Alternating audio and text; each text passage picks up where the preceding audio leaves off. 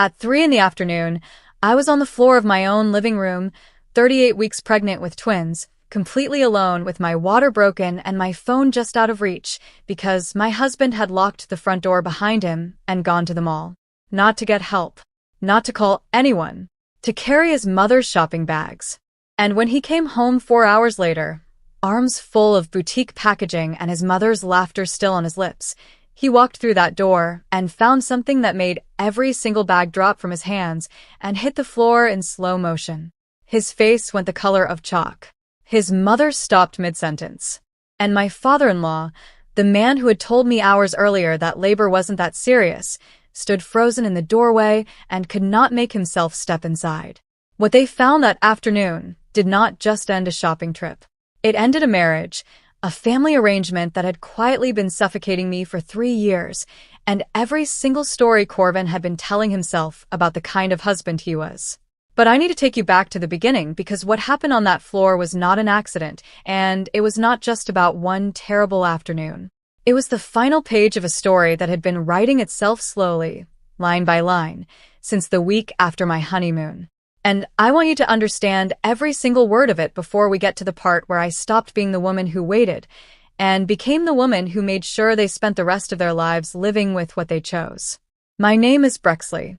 I grew up in a small town in Virginia where people fix things instead of replacing them. Cars, fences, friendships, and yes, marriages too.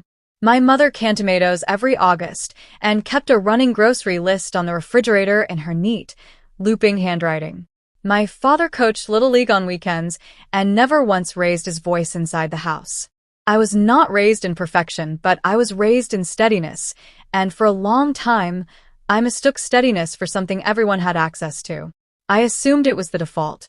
I assumed the people I chose to love would operate from the same quiet, reliable foundation.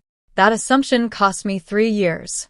I met Corvin at 24 at a mutual friend's backyard gathering on a warm June evening where the fireflies were out early and someone had balanced a speaker on a cooler and was playing songs that were already 10 years old.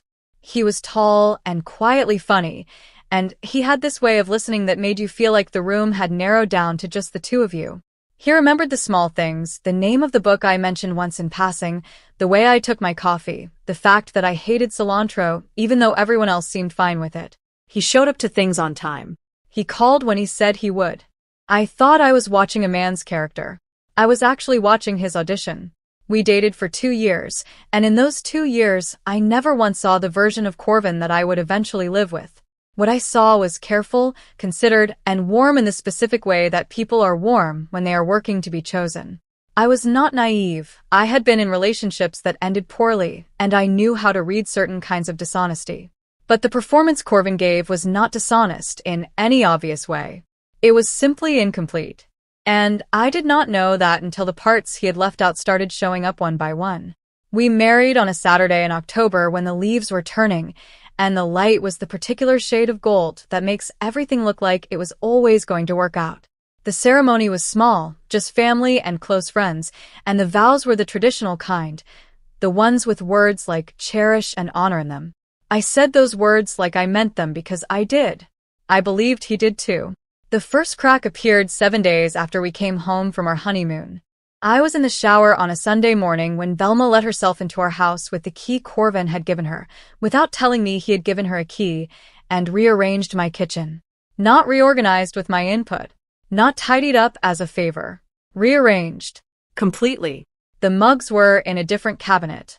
The spice rack had been moved from the counter to a shelf above the refrigerator, where I could not comfortably reach it. The dish towels I had chosen, the ones I had picked out deliberately because I liked the pattern, were folded a different way and placed in a drawer I never used. The cutting boards were stacked in a new order. The coffee station had been relocated to the opposite counter entirely. I came downstairs in my robe and stood in my own kitchen and did not recognize it. Velma was sitting at my table drinking coffee she had made in my kitchen without asking, and she looked at me with the specific expression of someone who has done something they fully intend to justify. "Much better flow," she said. I looked at Corvin. He was leaning against the counter with his arms crossed, and the expression of a man who had known this was coming and had decided in advance not to intervene. "She just likes to help," he said when we were alone later. You'll get used to it. I did not get used to it. But I learned to absorb it, which is a different thing entirely, and a far more dangerous one. Velma was a woman who had decided, sometime long before I arrived, that her son's life belonged to her in a fundamental way that a wife was not fully entitled to reclaim. She called Corvin every morning before 9. She arrived at her house without warning on weekends and sometimes on weekday evenings, always with a reason that sounded practical, and always with an agenda that was not. She commented on my weight throughout the pregnancy. She criticized my cooking to my face and Corvin's cooking to me behind his back, as if her goal was to make both of us feel subtly insufficient, so that she remained the standard. She told me once, over dinner I had prepared, that the roast was dry in the way women say things like that, pleasantly, with a slight tilt of the head, so that responding feels like an overreaction. When Corvin and I decided to repaint the guest room to use as a nursery, Velma arrived the following weekend and stood in the doorway of the half-finished room and announced that we were doing it wrong. Not the painting technique. The color. The concept. The entire approach. Children need structure, she said, as though a paint color was a parenting philosophy. Yellow. Something bright. This sage you've chosen looks like a waiting room. I kept painting. Aldous, her husband, was the kind of man who had spent 4 decades perfecting the art of being present without being accountable. He did not start conflicts. He simply declined to stop them. Whenever Velma said something that crossed a line, Aldous responded with silence or with a short, mild phrase that had the effect of validating whatever she had just said. He was not a loud man. His particular brand of harm was quiet. The nod, the shrug, the look away at exactly the moment when looking directly would have required something from him.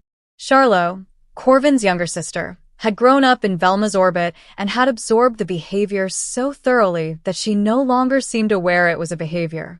She was 26, and she treated other people's serious moments as minor inconveniences she was tolerating out of generosity. She scrolled through her phone at dinner. She arrived late to things and left early. She had a specific way of looking at you when you were speaking, not quite bored, not quite dismissive, just slightly elsewhere. That communicated without words that whatever you were saying was not quite worth her full attention. Corvin loved his family in the way some people love a long-standing habit, not because it was good for him, but because the discomfort of interrupting it felt larger than the discomfort of continuing. Every time I raised a concern about Velma, he had a version of the situation that made my concerns seem like a misreading. Every time I asked for a boundary, he agreed in the moment and then quietly failed to hold it, and when I noticed, he had an explanation for that too. Not excuses exactly. Explanations. Careful, reasonable-sounding explanations that always ended with me feeling as though I had been slightly unreasonable for expecting the thing I had asked for. 3 years of that is a specific kind of tired. It is not the kind of tired that comes from dramatic events. It is the kind that comes from small, repeated compressions, from always being the person who adjusts, who absorbs, who decides that this particular hill is not worth the cost of the argument. I had been adjusting since the week after my honeymoon, and then I became pregnant, and everything that had been manageable became something else entirely. The pregnancy was classified as high risk from the beginning. Twins, my OB explained at the first appointment, came with a different set of considerations than singleton pregnancies, monitoring requirements, earlier intervention thresholds, a strict protocol around signs of labor. I was given printed instructions. I was given a timeline. I was told, clearly and repeatedly, that if I experienced active contractions or any other sign that labor was beginning, I was not to wait at home. I was to go directly to the hospital. Corvin was at that appointment. He heard those instructions. He nodded. I pre-registered at the hospital at 34 weeks. I packed a bag at 35. I had a folder in the kitchen with every form completed, every card copied, every number saved. I had done every single thing I was supposed to do. I was 38 weeks and 3 days on the afternoon, everything broke. It was a Thursday. I remember because the recycling truck had come that morning and I had been too uncomfortable to drag the bins back from the curb, and I had made a mental note to ask Corvin to do it when he returned from his lunch with Aldous. It was the kind of small domestic detail that sticks in your memory afterward. The recycling bins still at the curb, the ordinary morning, the way nothing about the day announced itself as the day.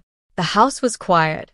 Autumn had started settling into the neighborhood in that particular way, the afternoon light coming through the windows at a lower angle, turning the kitchen warm and amber.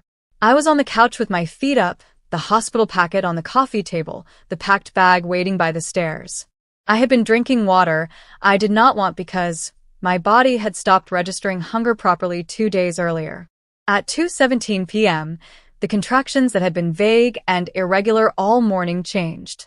The app one had been using since week 32 recorded them 5 minutes apart before I had consciously registered that the rhythm had shifted. By 2:43, they were 3 minutes apart. I stood up from the couch and felt the world tilt the way it does when your body has moved into a register your brain has not fully caught up with yet. Something had shifted from preparation into reality, from getting ready into this is happening right now. I found Corvin in the kitchen. He was standing at the counter eating leftover pasta cold from the container, scrolling his phone with the relaxed posture of a man who believed the afternoon had nothing planned for him. Corvin. Something in my voice made him look up immediately. The contractions are 3 minutes apart. The bag is by the stairs. We need to leave for the hospital right now. He set down the container. He reached for his keys from the bowl by the door. He looked at me, and for that one exact second, I want to be precise about this because it matters, for that 1 second, he looked like the man I had married. Alert. Focused. Present in the specific way he used to be present before 3 years of choosing his mother's comfort over mine had quietly eroded whatever that version of him had been made of. Then Velma stepped into the hallway. She already had her purse over her arm.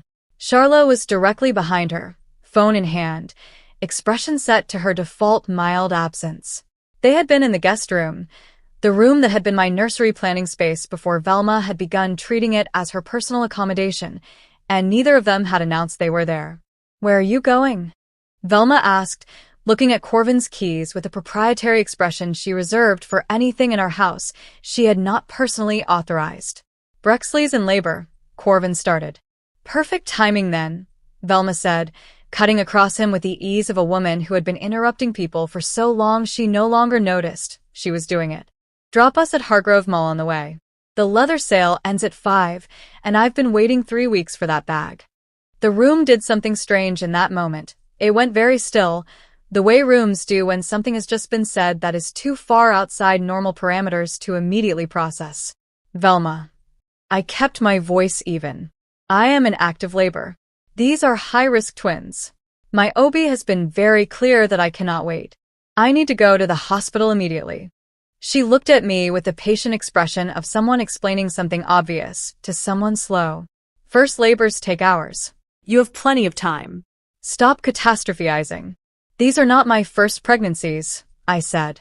"These are twins, and my OB specifically told us." "Doctors always say everything is an emergency," Velma said. "That's how they justify what they charge." Aldous appeared from the direction of the porch, hands in his pockets, squinting at me in the way he always squinted at things he had already decided were not his problem. "She can wait a few hours," he said, with the absolute calm of a man who had never once in his life needed someone else to make an urgent decision on his behalf. "It's not that serious." The words landed in the room and stayed there. I looked at Corvin. He was looking at his keys. I crossed the hallway and put my hand on his arm, gently, the way you touch someone when you're frightened and you need them to remember what they signed up for. "Corvin, please, look at me. We need to go. Right now." He looked at my hand on his arm. Something moved across his face that I could not read, discomfort, maybe, or the particular expression of a person caught between two things they are not willing to lose, and choosing the one that has been louder for longer. He stepped back. "I'll just drop them off," he said, low and quick, like saying it fast would make it smaller. "It's 20 minutes. You'll be fine." "Corvin, it's 20 minutes." Louder now. Final. The tone he used when a decision had already been made, and what he needed from me was to stop making it harder. He reached past me and pushed the front door open wider. Velma walked through it. Charla walked through it without looking up. Aldous followed, muttering something under his breath that I did not catch and did not ask him to repeat. Corvin stopped in the doorway. He turned back once. One last look. And what he said to me in that moment, his pregnant wife, 38 weeks, standing in her own hallway while her body announced that the timeline was no longer negotiable, what he said was, "Don't you dare move until I come back." Not, "I'm sorry." Not, "Call me if anything changes." Not, "I know this is wrong, and I'm choosing it anyway." Just that. A command. Delivered in the voice he saved for moments when he had fully become his mother's son, and there was nothing left of the man who had once remembered how I took my coffee.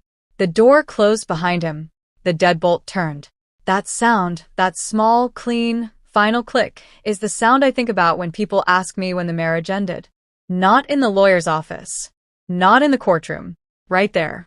At 2:51 in the afternoon on a Thursday in October in my own hallway, with the recycling bin still at the curb. I stood still for a few seconds. Then a contraction came that made every previous one feel like a rehearsal, a full, vice grip pressure that started low and spread upward and took the breath completely out of my body before I had a chance to prepare for it. I grabbed the wall. I breathed the way I had practiced, slow count in, slow count out, fixed point on the baseboard, let the wave crest and pass. The wave did not pass cleanly. It crested and immediately folded into another one. I made it to the living room. I lowered myself to the couch. My hospital packet was on the coffee table, 3 feet away, along with my phone and the water bottle I had knocked over earlier. My fingers were shaking in the specific mechanical way of hands that are operating on adrenaline when the rest of the body is otherwise occupied. I reached for the phone. I knocked it sideways. I tried again. It slid off the table and landed face down on the floor. I stayed very still for a moment and thought clearly about what I needed to do next. I needed my phone. The phone was on the floor. Getting to the floor from the couch was possible. I did it slowly, one careful movement at a time, until I was on my knees on the living room rug, and then I was reaching for the phone. And then I had it. The emergency call screen came up and I pressed it, and for one terrible second my mind went completely blank. The 3 numbers I had known since I was 5 years old simply gone, like a word that stops looking like a word when you stare at it too long. Then they came back. I called. The dispatcher answered on the second ring.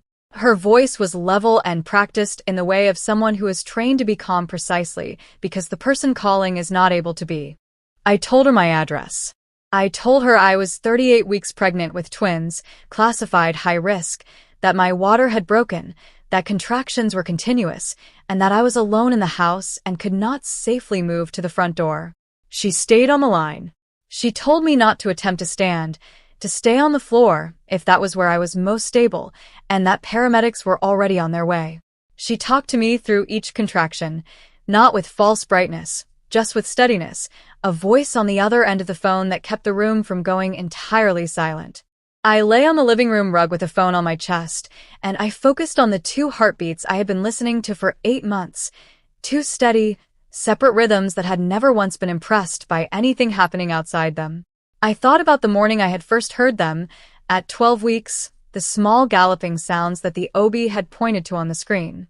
I thought about the way they had both kicked simultaneously at 20 weeks, at exactly the same moment, as if they had coordinated it.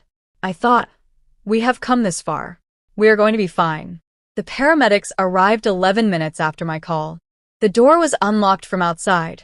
Our neighbor, Mrs. Ferrante, 2 doors down, who had our spare key and had heard the siren stop in front of the house and came immediately without being asked. I have thought about Mrs. Ferrante many times since that day. She did not know what was happening inside. She just saw an ambulance in front of a neighbor's house, and she came with a key. That is what showing up looks like. The paramedics assessed me quickly and professionally. One of them, a woman, older, with gray-streaked hair and the contained expression of someone who had long ago stopped being surprised, asked if there was family to reach. My husband took his mother to the mall, I said. She wrote something on her tablet. She did not comment. She did not need to. I was transported at 3:31 p.m. The twins were born at 5:48 and 5:53 that evening. 2 girls. Both arrived announcing themselves at full volume, the kind of immediate, outraged, full-lunged cry that makes everyone in a delivery room visibly relax because it means the lungs are functional and the baby has already decided the world has some explaining to do. My OB was there. The full nursing team was there. A neonatal specialist stood ready at the side of the room because of the high-risk designation, gloved, prepared, watching. The complications that could have materialized did not. Both girls were healthy. Both were placed on my chest within minutes of arrival. I was not alone in that room. I want to say that clearly because the afternoon had handed me something I had not expected. Proof that alone is not a fixed condition. It depends entirely on who you ask to show up. The people in that delivery room had never met me before that day. They showed up completely. The people who had known me for 3 years locked a door and went to look at handbags. At 7 p.m., the hospital social worker came to my room. Her name was Theodine, calm, unhurried, with the practiced neutrality of someone trained to ask hard questions without making the person feel interrogated. She asked about my support at home. She asked whether I felt safe. She asked whether what had happened that afternoon was a single incident or part of a longer pattern. I sat with that last question for a moment. Then I told her the truth. All of it. The kitchen. The commentary. The 3 years of small compressions. The deadbolt. She listened without interrupting. When I finished, she placed a card on the side table and told me that no decision needed to be made tonight, that there were resources available whenever I was ready, and that what I had described was significant enough to document. I kept the card. Corvin arrived at 8:14 p.m. I know the exact time because the nurse logged it in the chart with a precision that felt deliberate. He walked in pale, wide-eyed, with the energy of a man who had been frightened enough to feel temporarily remorseful. Velma stayed in the doorway. Aldous remained in the corridor. Charlot did not come at all. Corvin looked at me. He looked at the bassinet. 2 small faces, eyes closed, entirely unbothered by the chaos of their own arrival. His expression did something complicated. I didn't think it would happen that fast, he said. I held his gaze for a long moment. I know, I said. That's exactly the problem. That night, I let him hold my hand. I was too exhausted for anything else, and there were nurses in the room, and Theodine's card was on the side table, and I had just delivered 2 children alone.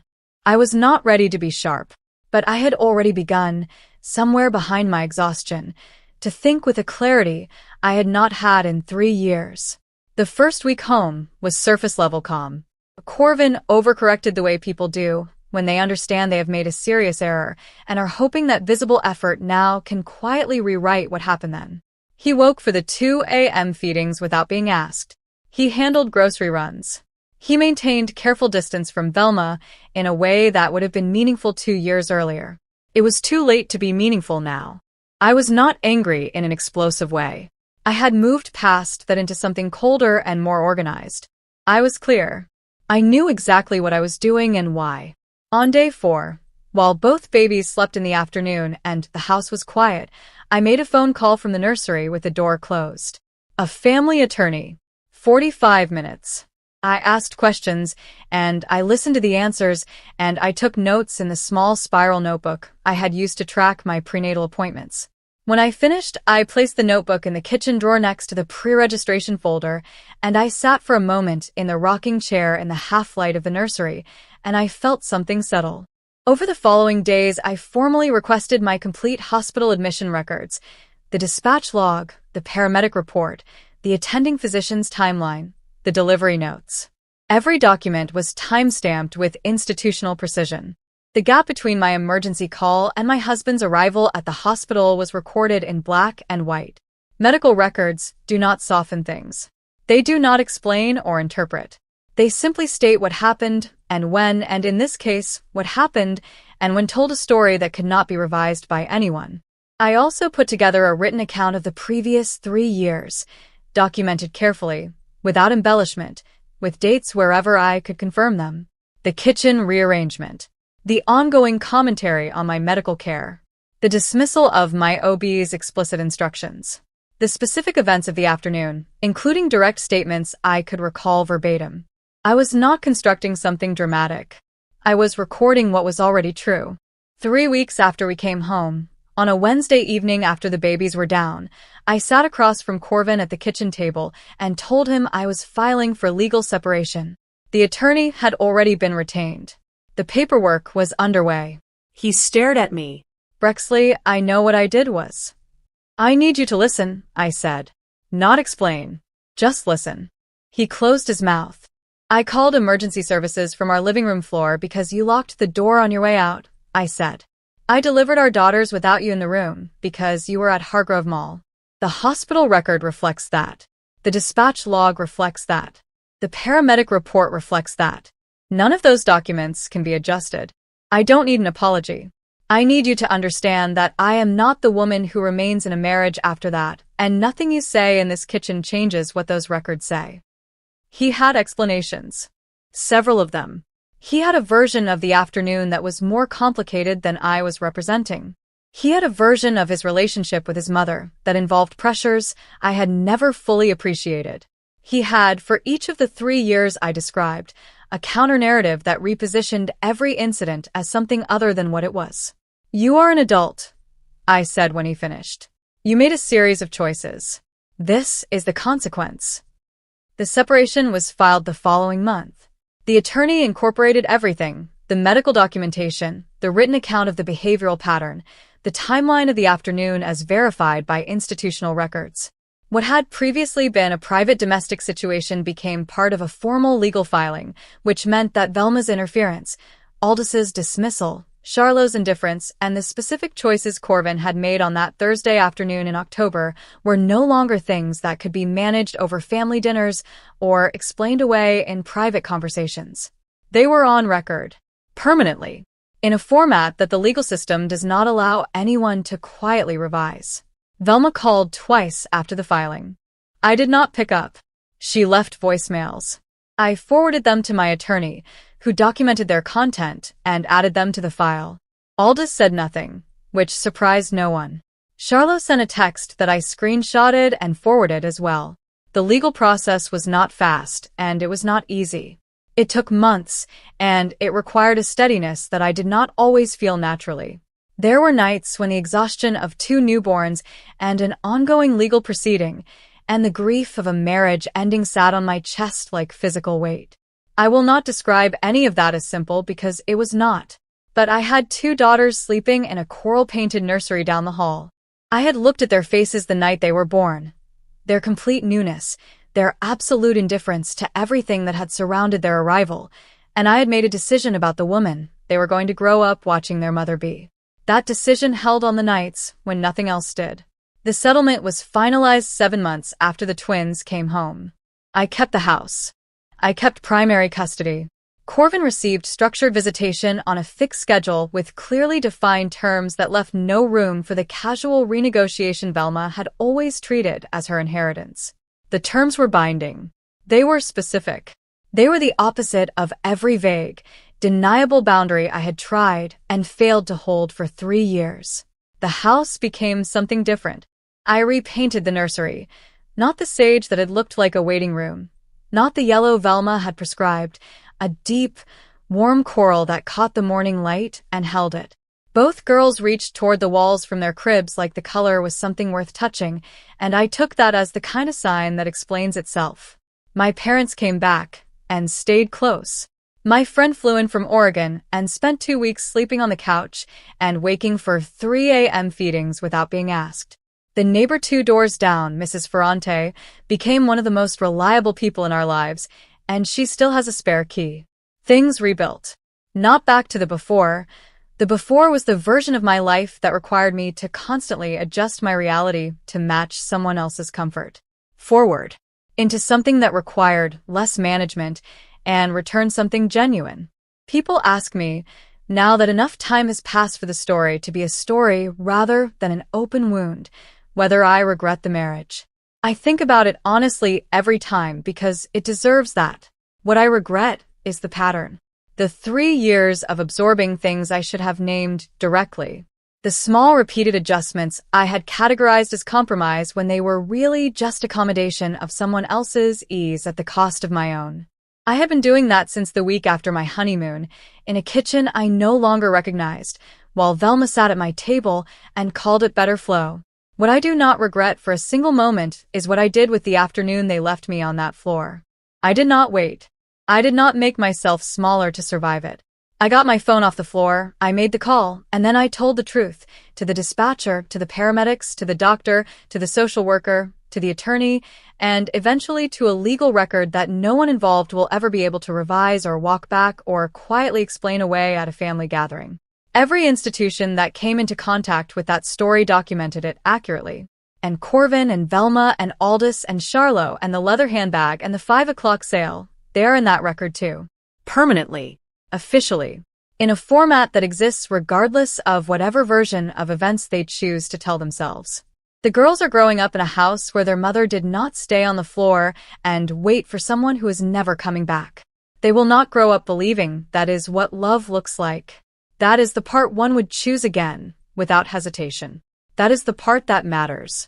If the person who is supposed to protect you chose something else instead, at what point do you finally decide that you are the one who gets to make the call?